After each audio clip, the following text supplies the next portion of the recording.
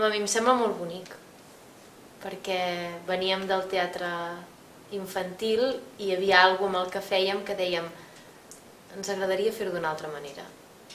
I érem actrius amb 15 anys d'obres de teatre que es feien a la joventut de la faràndula. I clar, ara has passat per tants llocs i mires enrere, que a més ara som professores d'alumnes de l'aula jove on ens vam conèixer fent teatre. Ara nosaltres ens han encarregat que siguem professors d'aquests nanos. I clar, sempre quan fem el primer dia de presentació diem ei, nosaltres vam començar com vosaltres, amb 15 anys a fer teatre.